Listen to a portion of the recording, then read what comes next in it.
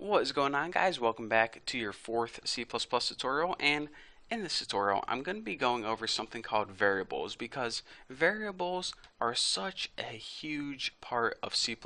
I can't stress this enough. So let's go ahead and tap into our memory banks and try to remember back in like 7th grade when you first started learning about variables. And if you can't remember, let me give you a brief history lesson. Variables are basically just placeholders. That's all they are. So let's go ahead and say we had a variable named x and we set it equal to bacon. Well, then whenever we would have a sentence like Bucky loves x, we knew that x equals bacon, so this meant Bucky loves bacon. Simple enough.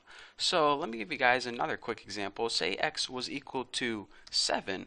So then when we had a statement like 5 plus x, we knew that this meant 5 plus 7. Simple enough. So as you can see, a variable is basically just a placeholder.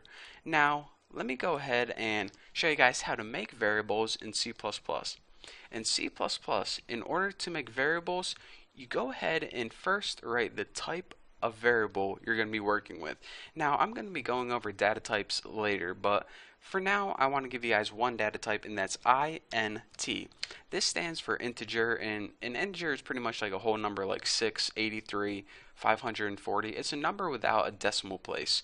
So now that you gave C++ the type of data you're going to be working with, you need to go ahead and name your variable. Go ahead and name it anything you want. I'm going to go ahead and name mine tuna.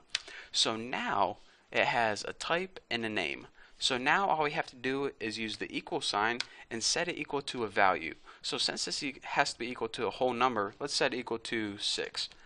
It doesn't matter what whole number you set equal to, but I just like 6. It's easy to type.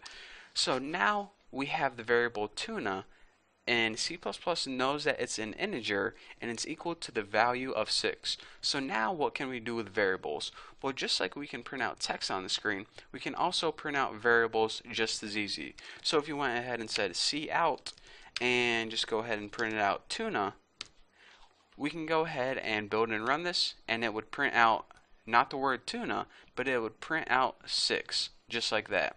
So that's pretty cool, and that's the basics of variables and how we can use variables in C++. And actually, in this tutorial, what I was planning on doing is building a simple calculator. Let me go ahead, and I guess I have time for this.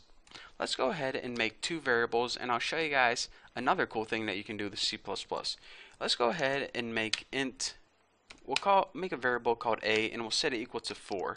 Let's go ahead and make another variable called b, which is of course an integer because that's the only type we know right now, and we'll set this equal to 21 or something. It doesn't matter as long as they're both numbers.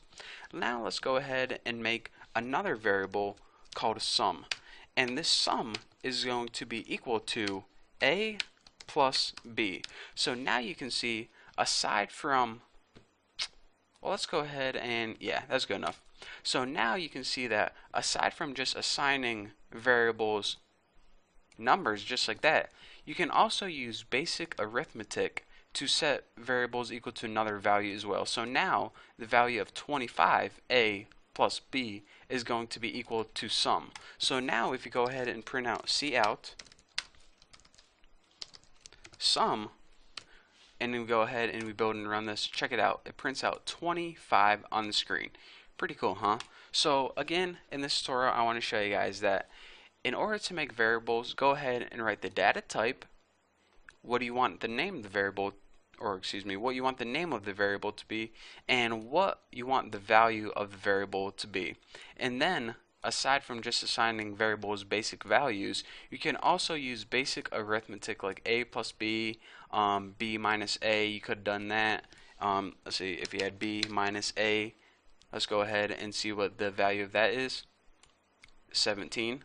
So again, you can go ahead and set variables equal to basic arithmetic using other variables, and you can even do this. Sum equals 48 minus 7. Again, this isn't really the sum anymore. It's more of a what is it? Not the product, not the quotient, the difference. There we go. That's what I. There we go. I got it.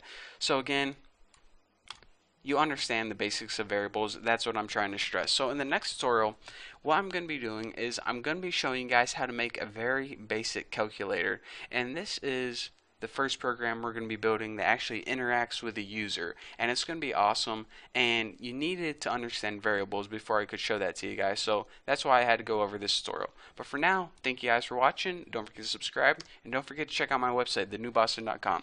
It's awesome. So anyways, thank you guys for watching, and I'll see you next video.